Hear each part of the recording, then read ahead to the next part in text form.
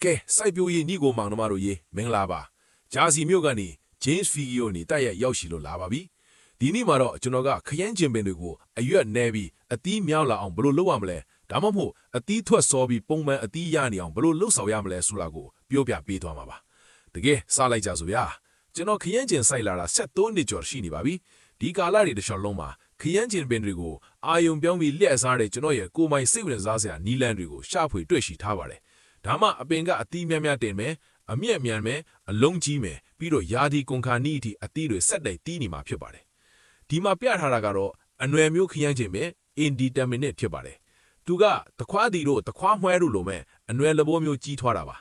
ယောဂကြတာဒါမှမဟုတ်နှီးရိုက်ပြီးတေထွားတာမျိုးမဖြစ်မချင်းဒီအမျိုးအစားကယာဒီကုံတဲ့အထိဆက်ကြီးထွားပြီးအသီးတီးနေမှာပါတကယ်လို့ကျွန်တော်ကသာဒီအပင်ကိုကိုင်းမညက်တိုင်းမထောင်ပေးဘူးဆိုရင်ဒီကောင်ကမြေကြီးပေါ်မှာရှောက်သွားပြီးတော့အုံပုံးကြီးဖြစ်သွားမှာဗျာဒီလိုအုံပုံးကြီးဖြစ်လာရတဲ့အကြောင်းရင်းကတော့ခရမ်းကျင်ပင်ကိုရဲ့သဘာဝကြီးထွားပုံကြောင့်ပါပဲသူတို့အားလုံးကတူညီရဲ့ကြီးထွားပုံစံတစ်ခုအတိုင်းသွားကြတာကိုဒီပုံစံကိုသာကျွန်တော်တို့နားလေသွားပြီဆိုရင်တော့အပင်ကိုကျွန်တော်တို့လိုချင်တဲ့ပုံစံတိုင်းဖြစ်အောင်ပြုပြင်ဖန်တီးလို့ရသွားပါပြီဒီမှာနောက်ထပ်အနွယ်မျိုးခရမ်းကျင်ပင်တစ်ပင်ရှိပါသေးတယ်သူတို့အပင်ငယ်တုန်းမှာပင်စီမတစ်ခုလေးအတိုင်းတက်လာတာသတိထားမိကြပါဒီပင်စီမအတိုင်းလိုက်ကြည့်မယ်ဆိုရင်ထွေဖျားနားမှာအရွက်သစ်တွေထွက်လာနေတဲ့နေရာကိုတွေ့ရပါလိမ့်မယ်ဒါကအနွယ်ရဲ့ခေါင်းပိုင်းဖြစ်ပြီးတော့အရွက်တွေဝေပြီးဆက်ကြီးထွားနေမယ့်နေရာပေါ့အောက်ဘက်ကိုပြန်ဆင်းပြီးကြည့်မယ်ဆိုရင်တော့ပင်စီမနဲ့အရွက်ကြားခွာကြားနေရလေးမှာနောက်ထပ်အညွန့်သစ်ခေါင်းပိုင်းလေးတစ်ခုထွက်နေတာကိုသတိထားမိကြမှာပါအဲ့ဒီခွာကြားကနေထွက်လာတဲ့အညွန့်ကိုတော့ကြားဖောက်ကိုင်းလို့ခေါ်ပါတယ်ဗျတကယ်လို့ကျွန်တော်တို့ကဒီကြားဖောက်ကိုင်းတွေကိုမနှိမ်ပဲဒီတိုင်းလွှတ်ထားမယ်ဆိုရင်အပင်ကတောထွာတော့မှာပါဒါကဘာနဲ့တူလဲဆိုတော့ခရမ်းကျင်ပင်တပင်တဲကနေပင်စီနဲ့အရွက်ကြားကနေနောက်ထပ်ခရမ်းကျင်ပင်ပေါက်တွေအများကြီးထပ်ထွက်လာတယ်လို့ဖြစ်နေတာပါဒီကောင်ကပုံမှန်ခရမ်းကျင်ပင်တပင်လိုမျိုးကိုပဲကြီးထွားလာတာဗျဒီမှာကြည့်ဒါကကျွန်တော်လွှတ်ထားလိုက်တဲ့ကြားဖောက်ကိုင်းတစ်ခုပါကျွန်တော်ဘာပြောချင်လဲတီးအောင်ဒီကောင်ကိုဖျက်ပြပါမယ်ကဲဒီနေရာလေးကနေညှက်လိုက်မယ်ဗျဒီမှာကြည့်ခုနကဖေလိုက်တဲ့ကြားဖောက်ကိုင်းလေးဗျဒီကောင်ကိုရေထဲစိမ်ပြီးအမြင့်ဖောက်လိုက်မယ်ဆိုရင်နောက်ထပ်ခရမ်းကျင်ပင်တပင်ထိုင်ရအောင်ပါသူ့ရဲ့ကြီးထွားပုံစံကိုကြည့်ပါပုံမှန်ခရမ်းကျင်ပင်တပင်အတိုင်းကိုပဲတပုံစံနဲ့ကြီးထွားနေတာတွေ့ရပါလိမ့်မယ်ပုံမှန်အပင်အတိုင်းပဲအပေါ်ကိုထောင်တက်သည်ဆက်ကြီးထွားနေမှထင်တယ်လို့ထိပ်ဖြားမှာအရွက်တွေဝေးလာမယ်ပြီးရင်အပွင့်တွေပွင့်လာမယ်ဒီအနောက်မှာတွေ့ရတယ်မလားအဲ့ဒီလိုဆက်ကြီးလာတာနဲ့အမျှပင်စီနဲ့အရွက်ကြားကနေနောက်ထပ်ခေါင်းတစ်တွေထပ်ထွက်လာပြန်ရောဗျာအဓိကကတော့အပင်တပင်တွေကဒီခရမ်းကျင်ပင်အများကြီးထပ်ထော်လာတယ်လို့မျိုးခေါင်းတွေအများကြီးပွားလာတာပေါ့မိတ်ဆွေတို့ကတော့ထင်လိမ့်မယ်ဟာဒါရှယ်ပဲဟေ့အပင်တွေပွားကြီးအပွင့်တွေများလေအသီးတွေများလေပဲပေါ့အဲ့ဒီလိုထင်စရာရှိပေမဲ့တကယ်တမ်းခရမ်းကျင်ပင်တဘာဝမှာတော့ခေါင်းတွေနဲမှကြားဖောက်ကိုင်းတွေနဲမှအရွက်တွေနဲမှသာအာသာချက်တွေအများကြီးရှိလာမှာလားဒီမှာကြည့်ကျွန်တော်စီမှာခရမ်းကျင်ပင်အပင်20ရှိတယ်စရုရံမေ20ထဲမှာစိုက်ထားတာကိုင်းတွေညှက်တိုင်းတွေထောင်ပေးလိုက်တော့အပင်တပင်ကတပီပတ်လည်နေရပဲယူတော့တယ်ဘာလို့လဲဆိုတော့ကျွန်တော်ကအပေါ်ထောင်ပေးစိုက်တဲ့စနစ်သုံးထားလို့ပါပြီးတော့အခုပြမယ်နီးအတိုင်းကိုင်းညာပေးလိုက်ရင်အထွတ်နှုံးပိုကောင်းလာတယ်လို့ယောဂကြားရောက်နိုင်တဲ့အခွင့်အလမ်းလည်းနည်းသွားပါတယ်ဒါအပြင်အသီးသီးတာလည်းပိုစောလာတယ်ဒီလိုပုံစံစိုက်လိုက်တဲ့အတွက်အလင်းရောင်ရရှိမှုပိုကောင်းပြီးလေဝင်လေထွက်လည်းပိုကောင်းသွားလို့ပါပဲကဲကိုင်းညက်တဲ့အပိုင်းသွားကြရအောင်ပထမဆုံးလုပ်ရမှာကတော့အနွယ်မျိုးပဲဖြစ်ဖြစ်အပင်ပုမျိုးပဲဖြစ်ဖြစ်အောက်ခြေပိုင်းကအရွက်တွေကိုဖယ်ရှားပြရမှာပါအထူးသဖြင့်မြေကြီးနဲ့ထိနေတဲ့အရွက်တွေပေါ့ဘာလို့လဲဆိုတော့အဲ့ဒီကနေတဆင့်ယောဂပိုဝင်ပြီးအပေါ်ပိုင်းတွေကိုပြန့်သွားနိုင်လို့ပါပဲဘေးနားကတခြားအပင်တွေစီကိုပါကူးဆက်သွားနိုင်တယ်လေဒါကြောင့်ပထမဆုံးအနေနဲ့အောက်ခြေအရွက်တွေကိုအရင်ဖယ်ရှားပါမယ်မြေကြီးနဲ့ထိပြီးယောဂဝင်တာတွေပြန့်နှံ့တာတွေမဖြစ်ရအောင်ဒီကောင်တွေကိုရှင်းထုတ်ပစ်လိုက်တာပေါ့ဗျာဒီအပင်ရဲ့အောက်ခြေရွက်အတော်များများကိုဖယ်ရှားပြီးပါပြီအခုကျွန်တော်ဆက်ပြချင်တာကတော့အခြေခံအကျဆုံးကိုင်းညက်နီးပါပဲ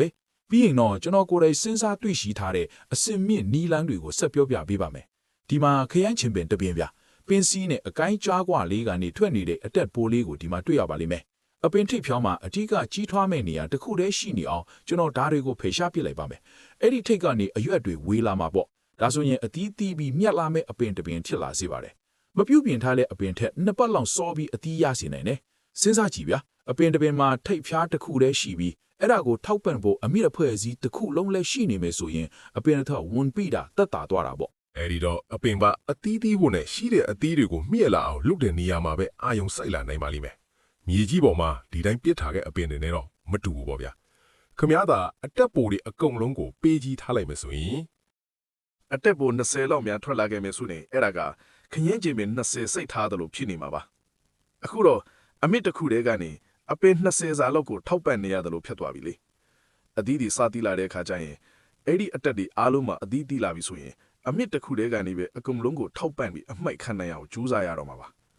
တစ်ချိန်တည်းမှာဒီလောက်များတဲ့ခရမ်းကျင်သီးတွေဆိုတော့အပင်အထောက်ဝန်ပြီးတော့ဗောဗျာအဲ့ဒီအစားခမားသာတေးသေးချာချာပြုတ်ပြင်ပေးလိုက်မယ်ဆိုရင်အပင်ထိပ်ဖျားတစ်ခုတည်းနဲ့အဲ့ဒါကိုထောက်ပံ့မဲ့အမြင့်တစ်ခုတည်းရှိနေအောင်ထားလိုက်ပါအဲ့ဒီတော့အသီးတွေစပြီးမှဲ့လာတဲ့အခါအမြင့်အဖွဲစည်းတစ်ခုလုံးကအပင်တပင်တဲကိုပဲပန့်ပိုးပေးရမှာလေအသီးတွေလည်းပုံမင်မှဲ့လာတာပေါ့အပင်တွေလည်းတိတ်ပြီးပင်မဲမှုမရှိတော့ဘူးပေါ့ခရမ်းကျင်မင်းတွေကိုအကိုင်းခြိုင်ပေးတာကနေရာချင်းချင်းလေးမှာမျိုးစိတ်အများကြီးကိုစိုက်ပျိုးနိုင်စေပါလေခရမ်းကျင်မင်းတွေကိုဒီတိုင်းပြန်ကားပြီးပေါက်ခိုင်းထားမယ်ဆိုရင်တော့တပင်ကို40စတူရမ်းပေလောက်နေရာယူသွားမှာဗျာ20စတူရမ်းပေရှိတဲ့နေရာမှာဆို9ပင်လောက်ပဲစိုက်လို့ရတော့မယ်ဘာလို့လဲဆိုတော့တပင်ကို40စတူရမ်းပေလောက်နေရာယူနေလို့လေဒါပေမဲ့အကိုင်းတွေခြိုင်ပြီးဒေါင်လိုက်စိုက်ပျိုးမယ်ဆိုရင်တော့ကျွန်တော်အခုမလောက်နေသလိုမျိုးဆိုရင်20စတူရမ်းပေနေရာမှာခရမ်းကျင်မျိုးစိတ်20လောက်အထိစိုက်ပျိုးနိုင်ပါတယ်ဒါမှမဟုတ်ကိုကြိုက်တဲ့9မျိုးလောက်ပဲရွေးစိုက်မယ်ဆိုလဲရတာပေါ့ဒါပေမဲ့ဒီနီးလန်းကပို့ပြီးတော့ထိရောက်မှုရှိပါတယ်ဒေါင်လိုက်စိုက်လို့နေရာပိုရလာတာတွေမကပါဘူးဗျာအပင်20ရှိတယ်ဆိုပါစို့အပင်တပင်ကိုယောဂကျသွားရင်တောင်နောက်ထပ်16ပင်ကျန်နေဦးမှာလीဒါကတီးနှံရရှိဖို့အာမခံချက်တခုရှိနေတယ်လို့ပါပဲ9ပင်နဲ့စိုက်ထားပြီးတပင်2ပင်လောက်သာပျက်စီးသွားရင်တော့ကို့မှာအပင်နည်းနည်းလေးပဲကျန်တော့မှာပေါ့ကဲအခြေခံကြဆုံးအကိုင်းချိုင်လေးလေးကိုပြောပြမယ်ဗျာအောက်ဘက်ကအရွက်တွေကိုတော့ဖယ်ရှားပြီးပါပြီဒါကပထမဆုံးလုပ်ရမယ့်အရာပါနောက်ပြီးတော့တပင်ပြီးတပင်ကူးပြီးပြုတ်ပြီးတဲ့အခါမှာသတိထားရမယ့်အချက်တစ်ချက်လည်းရှိသေးတယ်ဗျာကိုကိုင်းမဲ့ကကြေကိုအရက်ပြန်လေးဖျန်းပေးရပါမယ်ဒါမှပိုးတက်ပြီးသားချင်းပါပါအပင်တပင်မှာယောဂပါလာခဲ့ရင်တော့တခြားအပင်တွေကိုမကူးဆက်နိုင်တော့ဘူးပေါ့ဒါကတကယ်ကိုလွတ်တင်တဲ့အရာတစ်ခုပါအထူးသဖြင့်တပင်ကနေနောက်တပင်ကိုပြောင်းတဲ့အချိန်မျိုးမှာပေါ့ကဲအကိုင်းချိုင်တာစလိုက်ရအောင်ဒီမှာကျွန်တော်တို့အပင်ရှိတယ်ဗျာအောက်ဘက်ကအရွက်တချို့ကိုတော့ဖယ်ပြီးသားပါဒါပေမဲ့သတိထားကြည့်မယ်ဆိုရင်အတက်ပိုးလေးတွေကိုကျွန်တော်ခြံထားပေးပါတယ်ဘလို့ဖယ်ရှားရမလဲဆိုတာပြချင်လို့ပါအတက်ပိုးတွေကိုဖယ်ရှားဖို့အကောင်းဆုံးအချိန်ကတော့အခုလိုတေးသေးလေးဖိနေတဲ့အချိန်ပါပဲလက်ချောင်းလေးနဲ့ဒီလိုဖယ်ချလိုက်ရပါပြီအရန်လွဲတယ်နော်ဒီမှာနောက်တစ်ခုရှိသေးတယ်ဗျဒီအတက်လေးကိုဖယ်လိုက်မယ်ပြီးတော့ဒီတစ်ခုကိုလည်းထပ်ဖယ်လိုက်မယ်ဒီနီလန်းအတိုင်းလုတ်သွားရုံပါပဲဗျအပင်နုနေတော့မှလက်နဲ့ပဲဖယ်ရှားပစ်တာကအကောင်းဆုံးပါပဲတကယ်လို့အတက်တွေကတော်တော်ကြီးနေပြီဆိုရင်တော့အဲ့ဒါတွေကိုဘလို့ဖယ်ရမလဲဆိုတာခဏနေကြရင်ကျွန်တော်ပြပေးပါမယ်ဒါလေးကိုဖယ်လိုက်မယ်ဆိုရင်တော့အပင်ရဲ့ကြီးထွားမဲ့စွမ်းရည်တွေကိုနေရာမှန်ပြန်ချပေးတယ်လို့ဖြစ်သွားတာပေါ့ဒီအပေါ်နားမှာလည်းနောက်ထပ်တစ်ခုရှိသေးတယ်ဗျဒါကိုလည်းကိုင်းပြီးဖယ်ချလိုက်မယ်ပြီးတော့ဒီအောင်နာကအရွက်ကိုလည်းကျွန်တော်ထပ်ပြီးဖယ်ရှားလိုက်ပါအောင်မယ်ဒါမှအောက်ခြေပိုင်းမှာရှင်းလင်းပြီးတော့အပင်အတွက်လေဝင်လေထွက်ကောင်းကောင်းရရှိနိုင်မှာကြပါလေယောဂဘိုးမချက်ရောက်စေဖို့အတွက်ဒါကတော်တော်လေးအရေးကြီးတယ်ဗျအပင်အပေါ်ပိုင်းကိုဆက်ကြည့်လိုက်မယ်ဆိုရင်တော့အပေါ်ထွက်နေတဲ့ထိပ်ဖျားတွေမရှိတော့တာကိုတွေ့ရမှာပါအရွက်တွေထွက်နေတဲ့ဒီထိပ်ဖျားအစ်စ်တစ်ခုတည်းသာကြံပါတော့တယ်ဒါဟာပြည့်စုံသွားပါပြီဒီလိုအပြင်ပြိုလေးပြကျွန်တော်တို့လိုချင်တဲ့ပုံစံကဒီအတိုင်းပါပဲတခုရှိတာကအပင်ပိုကြီးလာတာနဲ့အမျှပြုတ်ပြင်ပြောင်းလဲပေးရမယ့်အခြေတချို့ရှိလာအောင်ပါကဲအတက်ဖို့ဆိုတာဘာလဲဆိုတာကိုသိသွားကြပြီဆိုတော့အပင်ကြီးထွားပုံကိုကြည့်ပြီးအဲ့ဒီထဲကအစိတ်အပိုင်းတချို့ကိုအပင်မှာခြံထားပေးရင်ကျွန်တော်တို့အတွက်အကျိုးရှိစေပါတယ်ဗျဥပမာဒီတစ်ခုပြပေးပါမယ်အခြေခံအားဖြင့်တော့ဒီခရမ်းကျင်ပင်ကဂျူးအတိုင်းအပေါ်ကိုဆက်ပြီးကြီးလာတဲ့အခါမှာအပွင့်တွေပွင့်ပြီးအသီးတွေစတင်တီးလာပါလိမ့်မယ်အဲ့ဒီအသီးတွေကတော့ဘေးဘက်တွေမှာတွဲလောင်းလေးတွေကျနေမှာဖြစ်ပြီးလေးဝင်းလေးထက်ကောင်းမွန်တယ်လို့အလင်းရောင်လည်းကောင်းကောင်းရမှာမို့အသီးတွေမြက်ဖို့အတွက်တကယ်ကိုအရေးကြီးပါတယ်ဗျဒါပေမဲ့ခမောက်စိုက်ထားတာကအလုံးကြီးတဲ့ beef steak အမျိုးအစားဖြစ်ပြီးပူတဲ့ဒေတာဘက်မှာနေတာဆိုရင်တော့ဒီမှာလိုပဲနေအယောင်ပူပင်းတဲ့ရက်ဒီစက်တိုက်ရှိနေမယ်ဆိုရင်တော့နေရောင်ကြီးနဲ့တိုက်ရိုက်ထိတွေ့နေရတဲ့အသီးဒီမှာအချိန်ကြာလာတာနဲ့အမျှခရမ်းကျင်တီတွေဟာနေလောင်ဒဏ်ရာရသွားတတ်ပါတယ်ဒါကို sense card လို့ခေါ်ပြီးအသီးပေါ်မှာမိခိုးရောင်သားရည်ဖတ်လို့အကွက်လိုက်ကြီးချစ်ပေါ်လာတတ်ပါတယ်ဒါကတော့နေရောင်ကြီးတိုက်ရိုက်ထိတွေ့မှုများလုံးလို့ဖြစ်ရတာပါဗျာအဲ့ဒါကိုကာကွယ်ဖို့အတွက်ကျွန်တော်နေတဲ့ဒီလိုနေရာမျိုးမှာအဓိကလှုပ်ဆောင်နိုင်တဲ့နီလန်းကတော့အပင်ရဲ့အလေပိုင်းမှာရှိရဲ့စက်ကားကြားဖောက်အညွန့်တချို့ကိုကြီးထွားခွင့်ပေးလိုက်ပါဒါတွေကထွက်လာပြီးတော့အသီးတွေအတွက်အရေးရစေမှာပါဒီနီလန်းနဲ့အသီးတွေကိုနေလောင်တန်းကနေကာကွယ်နိုင်ပါတယ်အပင်တွေရှည်တက်လာပြီးအသီးစတီးလာခြင်းမှာအလေကကြားဖောက်အညွန့်တစ်ခုနှစ်ခုလောက်ကိုခြံထားပေးလိုက်ရင်ခရမ်းကျင်ပင်အတွက်တကယ်ကိုအကျိုးရှိစေပါတယ်ဗျာခရမ်းကျင်ပင်ကြီးထွားပုံသဘောတရားကိုနားလေထားရင်အထွတ်နှုံးကိုလည်းမြင့်တင်နိုင်ပါတယ်ကျွန်တော်လုပ်နေကြနီလန်းကတော့ဒီလိုပါခရမ်းကျင်ပင်တစ်လျှောက်လုံးမှာကြားဖောက်အညွန့်တချို့ကိုကြီးထွားခွင့်ပေးပြီးအဲ့ဒီအညွန့်တွေကနေအသီးတီးခွင့်ပြုလိုက်တာပါပဲဒါပေမဲ့အဲ့ဒီအညွန့်ကနေနောက်ထပ်အညွန့်တွေထက်ထွက်တာကိုတော့ခွင့်မပြုပါဘူးကျွန်တော်ဘယ်လိုလုပ်လဲဆိုတာကိုတည်တည်ချာချာပြပေးပါမယ်ဗျာဒီမှာခရမ်းကျင်ပင်တစ်ပင်ရှိပါတယ်ဒီမှာမြင်ရတဲ့အတိုင်းပင်မပင်စီရိုးတံကဒီလိုအတိုင်းတက်လာတယ်ပြီးတော့ဘေးဘက်မှာကြားဖောက်အညွန့်တစ်ခုကိုကျွန်တော်ကြီးထွားခွင့်ပေးထားတာကိုတွေ့ရပါလိမ့်မယ်ဒီအညွန့်လေးကဆက်လက်ကြီးထွားနေပြီးခရမ်းကျင်ပင်တစ်ပင်လိုပဲကြီးထွားလာတာပါနီယောင်ခန်အရက်တွေပါလာမယ်ပြီးတော့ဒီအပေါ်မှာခေါင်ညွန့်လေးရှိနေပါတယ်ဗျ အဲ့ဒီအခါအရွက်နဲ့ပင်မအယိုးတန်းကြားမှာကြားဖောက်အညွန့်တွေထွက်လာတာပါတယ်အခုကျွန်တော်ခြံထားခဲ့တဲ့ဒီဘေးတပ်အညွန့်အကြက်ကတော့ဒီအညွန့်ကြားကနေနောက်ထပ်အညွန့်တစ်တွေခေါင်းညွန့်တွေထက်ထွက်လာတာကိုခွင့်မပြုပါဘူးကျွန်တော်တို့ကဒီကြီးလာတဲ့တခုတည်းကိုပဲလိုချင်တာပါပြီးတော့အဲ့ဒီကနေအတီးတီးစေချင်တာပါဒီအပွင့်ပွင့်နေတဲ့နေရာလေးကိုတတိထားကြည့်လိုက်ပါဒီအတီးကိုတော့ကျွန်တော်တီးခွင့်ပေးမယ်ဒါပေမဲ့နောက်ထပ်ကြားဖောက်အညွန့်တွေကိုတော့ကြီးထွားခွင့်မပေးပါဘူးတကယ်လို့ခွင့်ပြုလိုက်မယ်ဆိုရင်အဲ့ဒီဘေးတက်ကနေအတီးတွေတော့ထွက်လာမှာပေါ့လေဒါပေမဲ့ကျွန်တော်ကနောက်ထပ်အညွန့်တွေထပ်ထွက်လာဖို့တော့ခွင့်မပြုထားပါဘူးဗျာတကယ်လို့ထပ်ထွက်ခွင့်ပြုလိုက်မယ်ဆိုရင်အပင်ကအရန်ကိုရှုပ်ပွာလာပြီးတော့အဲ့ဒီအညွန့်လေးကနေအပင်အသစ်တွေလိုထပ်ပွားလာပြီးအပင်တစ်ခုလုံးရဲ့ဟန်ချက်ညီမှုကိုပျက်စီးသွားစေမှာဖြစ်ပါတယ်ဗျာအဲ့ဒီအစားကျွန်တော်ကကြားဖောက်အညွန့်တစ်တက်ခေါင်းညွန့်တစ်ခုနဲ့အတီးတစ်ခိုင်ကိုပဲထားလိုက်မယ်ဆိုရင်တော့ကျွန်တော်ရဲ့စုစုပေါင်းအတီးအထွက်နှုန်းကိုတိုးစေသလိုအတီးမြဲတာကိုလည်းမြန်ဆန်စေပါတယ်အပင်ပေရာသီအလိုက်ကြီးထွားလာတာနဲ့အမျှကြီးထွားမှုပုံစံကတော့အတူတူပါပဲအရွက်တွေဖြန့်ကားလာမယ်ပြီးရင်ပင်စီရိုးတံတွေဖြစ်ပေါ်လာပါမယ်ပြီးတော့အရွက်နဲ့ပင်စီရိုးတံကြားကခွကြားနေရာတွေမှာကြားဖောက်အညွန့်တွေထွက်ပေါ်လာမှာဖြစ်ပါတယ်အဲ့ဒီတော့ဆိုးဆိုးကကျွန်တော်ပြခဲ့တဲ့နီလန်အတိုင်းအပင်ကိုအညွန့်သက်တာပြုတ်ပြင်တာတွေဆက်လက်နေတဲ့၍တော့ဒီအကျိုးအတိုင်းအပေါ်ကိုဆက်လက်ကြီးထွားနေမှာပါဒါကြောင့်လည်းကျွန်တော်ကအပင်တို့ကိုစင်ထောင်ပြီးဆက်ရတာသဘောကျတာပါဗျာဒီလိုမျိုးပေါ့ဗျာအပင်ကပူပြီးမြင့်တက်လာတာနဲ့အမျှကျွန်တော်တို့လိုချင်တဲ့ပုံစံဖြစ်အောင်ထိန်းချောင်းပေးလို့ရတာပေါ့ပင်စီတစ်ခုတည်းပုံစံမျိုးထားတာဆိုတော့အပေါ်မှာရှိတဲ့ခလုတ်လေးကိုဖြိုချလိုက်လို့ရပါတယ်ဒါကဘာလို့ပင်မလဲဆိုတော့ကျိုးကိုနည်းနည်းရှော့ချပေးပြီးအပင်ကိုရိုင်နှွားစေပါမှာဒီလိုလုပ်လိုက်တော့အပင်ကတော်တော်လေးကိုအနေတော်အမင့်ကိုရောက်သွားပြီးအတီးခူးတဲ့အခါဖြစ်ဖြစ်ကိုင်းဖြတ်တဲ့အခါဖြစ်ဖြစ်လို့ရကန်ရအဆင်ပြေသွားတာပေါ့ဗျာဒီလိုပုံစံကိုင်းဖြတ်ပေးလိုက်ခြင်းအပြင်အပင်ရဲ့ကြီးထွားမဲ့စွမ်းအင်တွေကိုနေရာပြန်ခွဲဝေပေးလိုက်တယ်လို့ဖြစ်သွားပါတယ်အပင်ရဲ့အာယုံစိုက်မှုကိုပြောင်းလဲပေးလိုက်တာပါအရွက်တွေအများကြီးထွက်ဖို့အာယုံစိုက်နေမဲ့အစားတချို့အရွက်တွေကမလိုအပ်ပဲအများကြီးထွက်နေတာလीအဲ့ဒါကိုကျွန်တော်တို့ကပြောင်းလဲပြစ်လိုက်ပြီးအပင်တို့အတီးတီးဖို့နဲ့အတီးရင်းမြက်လာဖို့ကိုပဲအဓိကအာယုံစိုက်ခိုင်းလိုက်တာပေါ့ဒါကြောင့်အရွက်တွေပဲတွေ့ရမယ်အစားအတီးတွေအများကြီးရလာမှာပါကဲခရမ်းကျင်ပင်ကိုင်းဖြန်တဲ့အခြေခံကိုတိတွားကြပြီနော်အပင်နေချင်းမှာအဓိကထိပ်ဖျားကလွှဲရင်ကြံတဲ့ကြားဖောက်လက်တက်တွေအကုန်ဖယ်ရှားပေးရပါတယ်အပင်ကြီးလာတဲ့အခါအထူးသဖြင့် beef steak လို့အလုံးကြီးမျိုးတွေဆိုရင်အလယ်နားကလက်တက်တချို့ကိုခြံထားပေးရတယ်ဒါမှအသီးတွေနေလောင်တန်းမမိအောင်အရေးရမှာကိုအစ်စ်မြက်နီးလောင်မှာဆိုရင်တော့အသီးပိုရအောင်လို့အပင်တစ်လျှောက်လက်တက်အပိုတချို့ကိုပါထပ်ခြံထားပေးရပါတယ်ဒါကအထွက်နှုံးကိုပိုကောင်းစေတယ်လို့နေရာကျဉ်းကြီးမှာအများကြီးရနိုင်မဲ့နီလန်းကောင်းတစ်ခုလည်းဖြစ်ပါတယ်ဗျာဒါပေမဲ့အပင်ကနည်းနည်းကြီးနေပြီးလက်တက်တွေကလည်းတော်တော်ကြီးနေပြီဆိုရင်ဘာလုပ်ကြမလဲကျွန်တော်ဘာလုပ်မလဲဆိုတာပြမယ်နော်ဒီမှာမြင်ရတယ်လို့မျိုးအပင်ကကြီးနေပြီးလက်တက်တွေကလည်းကြီးနေပြီဆိုရင်ဒီလိုအခြေအနေမှာကျွန်တော်တို့လုံးဝမလုပ်သင့်တာကတရက်ထဲနဲ့လက်တက်တွေအကုန်လုံးကိုရှင်းပြလိုက်ပြီးအပင်ကိုရရဆက်ဆက်ခုထစ်လိုက်တယ်လို့မျိုးမလုပ်ရပါဘူးအဲ့ဒါကအပင်ကိုအရန်တန်ဖြစ်စေလို့ပါလက်တက်ကြီးတွေရှိနေကျွန်တော်တို့လုပ်တင်တာကရပိုင်းလောက်အချိန်ယူပြီးဖြည်းဖြည်းချင်းဖယ်ရှားပေးရပါမယ်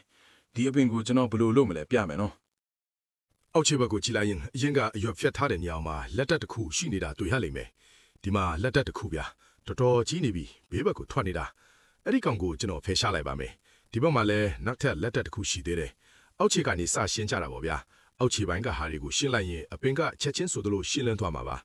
ဒီမှာလက်တက်တစ်ခုတော်တော်ကြီးနေပြီအဲ့ဒါကိုဒီလိုပဲဖယ်လိုက်မယ်ဒါကိုပြန်စိုက်ချင်လဲစိုက်လို့ရသေးတယ်ဒီမှာတော့နောက်ထပ်လက်တက်တစ်ခုနဲ့အောက်နားမှာအရွက်တစ်ရွက်ရှိနေတယ်ဒီအရွက်ကိုကျွန်တော်အရင်ဖယ်လိုက်မယ်ပြီးတော့ဒီနားကလက်တက်ကိုပါဖယ်လိုက်မယ်ဒီကောင်ကတော့တိတ်မကြီးသေးဘူးဗျာအပင်ကကျမ်းမာရေးကောင်းတော့ဒီဘက်ချမ်းကလက်တက်ကိုပါဖယ်မယ်ဗျာပြီးတော့ဒီဘက်ကဟာကိုလည်းဖယ်မယ်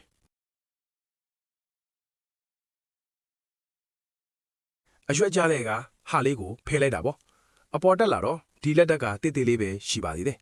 အဲ့ဒါကိုတော့လက်သေးနဲ့စိတ်ပြီးဖယ်လိုက်မယ်ဟိုဘက်မှာလည်းနောက်တစ်ခုရှိသေးတယ်ဗျာအဲ့ဒါကိုလည်းလက်နဲ့ပဲဖယ်လိုက်မယ်နော်ကဲဒီဘေးမှာတော့ပင်မပင်စီကဒီအတိုင်းတက်သွားတာပေါ့ဘေးဘက်ကိုထွက်နေတဲ့လက်တက်တစ်ခုကိုတတိထားကြည့်နော်ဒီကောင်ကလက်တက်ဆိုပေမဲ့တော်တော်ကြီးနေပြီဗျာဒါကြီးကိုတော့ကျွန်တော်မဖယ်တော့ဘူးအရန်ကြီးနေပြီဆိုတော့ဖြတ်လိုက်နေအပင်ကိုအများကြီးထိခိုက်တွားနိုင်တယ်အဲ့ဒါကြောင့်ဒီအပင်ကိုထိပ်ဖျားနှစ်ခုနဲ့ဆက်ကြီးထွားခွင့်ပြုလိုက်တော့မှာပါဒါပေမဲ့ဒီပင်မနှစ်ခုလုံးကနေလက်တက်အတစ်လေးပြီးထွက်လာရင်တော့တေချာလိုက်ဖယ်ပေးရမယ်ဒီမှာမင်းသားတဲ့အတိုင်း လက်တက်လေးတွေကိုဖယ်ရှားပေးနေတာပါအနစ်ချုပ်ပြောရရင်ဒီအပင်ကထိပ်ဖျားနှစ်ခုနဲ့ကြီးထွားလာမှာပေါ့ဒါကကိစ္စမရှိပါဘူးတကယ်တော့ထိပ်ဖျားနှစ်ခုထားတာကတခါတလေတိုင်ထောင်ဆိုင်တဲ့အတူတွေအတွက်အထွက်နှုံးတောင်ပိုကောင်းနိုင်ပါသေးလေကျွန်တော်စီမှာတော့အပင်လေးအရန်ဆိုင်နေလို့အဆင်မပြေဘူးလေ ဒါပေမဲ့ထိပ်ပြားနှစ်ခုထားလိုက်တာကအဆင်ပြေပါတယ်ကိုင်းဖြတ်တယ်ဆိုတာကအပင်ကိုထိပ်ပြားတစ်ခုတည်းထားမလားနှစ်ခုထားမလားဆိုတာတော့ပဲမဟုတ်ပါဘူးအဓိကအသီးထွက်နှုံကောင်းဖို့အတွက်အပင်ကိုအာယုံစိုက်ခိုင်းလိုက်တာပါပဲဗျာဒါကကျွန်တော်တို့လိုချင်တာပဲလေကျွန်တော်တို့ကဘေးတက်တွေကိုလိုက်ဖယ်ရှားပြီးအပင်ကိုဒီအတိုင်းကြီးချုံပုတ်လို့ထစ်မနေစေချင်ဘူးဗျအပင်ဟဲအားအင်တွေကိုအသီးတွေတီးလာဖို့နဲ့အသီးတွေရင့်မြတ်လာဖို့အတွက်ပဲဥတီးပေးလိုက်တာပါအရွက်သစ်တွေအညွန့်သစ်တွေထွက်ဖို့အတွက်အပင်ရဲ့ကြီးထွားမှုအားအင်တွေကိုမဖြုံးတီးပစ်ချင်ဘူးလေဒီခရမ်းကျင်ပင်လေးကိုကြည့်ကြည့်ပါအောက်ပိုင်းကပင်စီတစ်ခုတည်းလာပြီးတော့ဒီနေရာရောက်တော့နှစ်ခွာကွဲသွားတယ်ဒါပေမဲ့ကျွန်တော်ကတော့ဒီနှစ်ခွာလုံးကိုတိုင်မှာကျိုးနဲ့ဆက်ပြီးခြိထားလိုက်မယ်တတိထားမှာတစ်ခုကတော့ဗျာကိုင်းညက်တဲ့အခါတညက်ထဲနဲ့အများကြီးခုတ်ထွင်ရှင်းလင်းလိုက်ရင်အပင်ကဒန်ဖစ်ပြီးရှော့ရရွာတတ်တယ်ဗျာအဲ့ဒီတော့လိုအပ်ရင်ကိုင်းညက်တာကိုတရက်ထဲမလုပ်ဖဲနှစ်ရက်လောက်ခွဲပြီးလုပ်တာပိုကောင်းတတ်တယ်ဗျာ နောက်ထပ်ကျွန်တော်သဘောကျတဲ့နီလန်းလေးကတော့ခုနကပြခဲ့တဲ့အရက်ပြန် isopropyl alcohol တောင်းတာပါပဲကက်ကြီးကိုအရက်ပြန်ဖြန်းပြီးညှက်လိုက်ရင်အပင်တိုင်တာကမီးမြိုက်ထားသလိုမျိုးချက်ချင်းခြောက်သွားပြီးတော့တာမန်ထက်အနာကျက်ပို့မြန်တယ်ဗျဒါကတော်တော်လေးကောင်းတဲ့ချက်ပါနောက်တစ်ခုသတိထားမှာကဒီနေ့ရာသီဥတုကတော့နည်းနည်းအုံပြီးမိုးဖဲကျနေတယ်ဗျဒီလိုနေ့မျိုးကခရမ်းချင်ပင်ကိုင်းညာဖို့မကောင်းပါဘူးမိုးမရွာပဲတင်ပါပါရှိတဲ့နေ့မျိုးမှာလောက်တာပိုကောင်းပါတယ်ဘာလို့လဲဆိုတော့ဆူဆွတ်နေချင်းအပင်ကိုဖျက်တောက်လိုက်ရင်ဖြစ်လာတဲ့ဒဏ်ရာတွေကနေတဆင့်အပင်ကိုယောဂပိုးတွေဝင်ရောက်ဖို့လမ်းဖွင့်ပေးလိုက်သလိုဖြစ်သွားနိုင်လို့ပါဒါကြောင့်နေလေးနဲ့တာတဲ့နေ့မျိုးမှာလောက်တာအကောင်းဆုံးပါပဲအရန်ပူစလိုက်မလို့ပါဘူးနေခင်းပဲလောက်ဆိုရပါပြီပြီးတော့ယောဂမကူးဆက်ရအောင်ခုနကပြောတဲ့အရက်ပြန်အယ်ကိုဟောသုံးဖို့လည်းမမေ့နဲ့အောင်နော်ကဲကျွန်တော်ဘယ်လိုလုပ်လဲသိရအောင်ဒီအပင်ကိုလက်တွေညှက်ပြပေးတယ်ကျွန်တော်ကအောက်ခြေကအရွက်တော်များများကိုဖဲပေးတာပါဒီမှာကြားညက်လေးထွက်နေတာကိုဖယ်လိုက်မယ် ဒီဘက်နားမှာလည်းနောက်တက်ရှိသေးတယ်ဗျလက်နဲ့ပဲဒီလိုလေးချိုးဖယ်လိုက်ရုံပါပဲဒီဘက်မှာလည်းတစ်ခုရှိသေးတယ်ကိုင်းကြားခွဲတိုင်းမှာကြားညက်လူထွက်တဲ့လူတေချာကြည့်ပြီးအပေါ်ဘက်ထိတက်ရှင်းအမယ်ဗျဒီအပင်မှာတော့ဒီနားမှာကြည့်ပါအောင်ဘေးတက်ကတကောလေးကြီးနေပြီဒီအပင်ကထိုက်ခွန်းနှင်ခွာဖြစ်နေတာဗျကျွန်တော်ဖဲချင်ရင်ဖယ်လို့ရပေမဲ့မဖယ်တော့ဘူးဗျတိုင်ထောင်ပြီးစိုက်တာဆိုတော့ဒီနှစ်ခွာလုံးကိုအပေါ်တက်ခိုင်းလိုက်မယ်အခုဆိုရင်ပင်စီတစ်ခုကနေထိပ်ဖျားနှစ်ခွာထွက်လာမယ်အဲ့ဒါကိုတိုင်မှာတွဲချပေးလိုက်မယ်တချို့လူတွေတွေ့တော့ကိုင်းညက်ရတာကခေါင်းစားစရာကိစ္စကြီးလို့ဖြစ်နေတတ်တယ်တကယ်တော့မခတ်ပါဘူးဘေးတက်ဆိုတာပါလေဘယ်ချိန်ဖဲရမလဲဘယ်လိုဖဲမလဲဆိုတာနားလည်ဖို့ပဲလိုတာပါကိုင်းညက်တာရဲ့ကောင်းတဲ့အချက်ကတော့မတော်တဆမှားညံ့မင်းလေကိစ္စမရှိပါဘူးခရမ်းကျင်ပင်ကနွယ်ပင်အမျိုးစားဆိုတော့ကြီးထွားနှုံးမြန်တယ်ပုံစံတူအရွက်တွေအကိုင်းတွေနောက်တစ်ခါပြန်ထွက်လာမှာပဲတန်တရားလဲနေသလိုပါဗျာ ဒီတစ်ခါမားသွားရင်နောက်တစ်ခါပြန်ပင်လို့ရပါတယ်အပင်ကဆက်ကြီးနေဦးမှာပဲလေနွယ်ပင်ဆိုတော့အားကောင်းတယ်ဗျအမားပါမှာကိုအရန်ပူမနေပါနဲ့ကိုဘာသာညက်ကြည့်အပင်ဘလို့ဖြစ်သွားလဲလေ့လာကြည့်ပေါ့ဒါမှနောက်တစ်ခါကျရင်ငါညက်လိုက်ရင်အပင်ဘလို့ဖြစ်လာမလဲဆိုတာပူနားလဲလာမှာပါခြုံပြောရင်တော့ကိုင်းညာတာဖြိုးဖို့ကောင်းပါတယ်ဗျကိုယ်တိုင်စိုက်ခင်းနဲ့ဆင်းပြီးအခုလိုယူရှင်းတဲ့အလုပ်လေးတွေလုပ်ပေးလိုက်ရုံနဲ့အတီးအထွတ်နှုံတိုးလာမြင်ရတော့အရန်ကျင်းနေစရာကောင်းလာပေါ့ခန်းစားချက်ကဘလို့ပြောရမလဲအပင်ကြီးထွားဖို့ကိုယ်တိုင်ပါဝင်ကူညီပေးရတယ်လို့မျိုးကိုယ့်လက်ရာကြောင့်တိတိတသာပြောင်းလဲသွားတာမြင်ရတဲ့အတွက်ပီတိဖြစ်ရတယ်ဗျာ ဒါကခင်းချင်ပင်ကိုင်းညက်ချင်းရဲ့ပျော်စရာအကောင်းဆုံးအပိုင်းပါပဲအခုလိုကိုင်းညက်ပြီးတိုင်တောင်စိုက်မယ်ဆိုရင်တော့မိဘမဒီတိုင်းလွတ်ထားတာနဲ့ရှင်းရင်တပင်ချင်းစီရဲ့အထွတ်နှုံကနဲကောင်းနဲနိုင်ပါလေဒါပေမဲ့စရုရင်ပေးလိုက်ထွက်ကြည့်ရင်တော့အထွတ်နှုံပိုများတာတွေ့ရလိမ့်မယ်ဗျဘာလို့လဲဆိုတော့မိဘမတပင်စာနေရာယူမဲ့အစားဒီနီးညက်ဆို၄ပင်လောက်စိုက်လို့ရသွားတယ်လေ၄ပင်ပတ်လည်မှာမြေလျှောက်စိုက်ရင်တပင်ပဲဆက်မဲ့နေရမှာပေါ့ဗျာဆိုတော့စုစုပေါင်းအထွတ်နှုံကြည့်ရင်တပင်ချင်းစီမှာနဲပေမဲ့ area အလိုက်ဆိုရင်တော့အတီးအထွတ်နှုံပိုများသွားတာပေါ့ဗျာအတီးမင်မိုက်တယ်ဆိုတာစောစောလာပြောခဲ့တဲ့အချက်ကြောင့်ပါပဲအမြင့်အဖွဲ့အစည်းတစ်ခုလုံးလားအကိုင်းခက်နည်းနည်းလေးကိုပဲပန့်ပိုးပြရတာကပိုကောင်းတာပေါ့ဗျာအကိုင်းခက်20-30လောက်ကိုအမြင့်တစ်ခုတည်းကထမ်းထားရတဲ့ဆိုင်လို့အများကြီးပိုကောင်းပါတယ်အဓိကကတော့အရွက်ထွက်တာအတီးတီးတာနဲ့အမြင့်ဥရစာကိုမျှတအောင်ညှိပေးဖို့ပါပဲ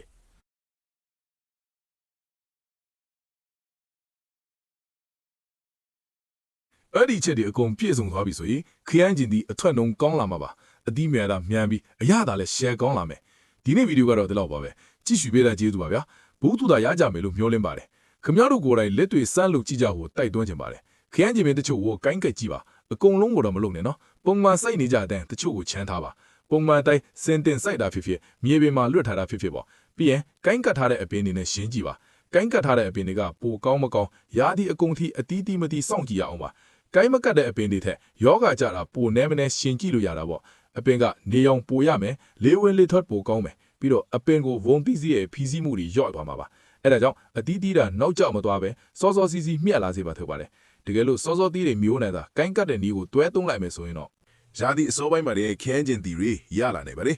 indeterminate ဆိုတဲ့အနွယ်ပင်မျိုးဆိုရင်တော့စောင်းတွဲနင်းမကြမချင်းအတီးတွေမနာတန်းတီးနေတော့မှာပါ determinate လို့ခေါ်တဲ့အပင်ပုတ်မျိုးတွေကြတော့တိတ်မပြောပြသေးဘူးနော်သူတို့အတွက်လုပ်ပေးရမယ်ကိုင်းကနီးကတော့အောက်ချီကအရွက်တွေကိုဖဲ့ပေးရုံပါပဲအပေါ်ပိုင်းအကိုင်းတွေကိုထွားမညက်ပါလေဘာလို့လဲဆိုတော့အပင်ပုတ်မျိုးတွေကတခါတီးရင်အများကြီးတပြိုင်နက်တီးလေရှိလို့ပါအပေါ်ပိုင်းအကိုင်းတွေကိုဖဲလိုက်မယ်ဆိုရင်ခမရတို့ရမယ်အတီးအထွက်နှုံရော့တွားနိုင်ပါတယ်ဒါကြောင့်အပင်ပုတ်မျိုးတွေကိုအခုလိုကိုင်းမကတ်ပါနဲ့ဒါကအနွယ်ပင်မျိုးတွေအတွက်တီးတန်ပါလေတခွားသီးတို့ဖျဲသီးတို့လိုနွယ်တက်တဲ့အပင်မျိုးတွေအတွက်ပါ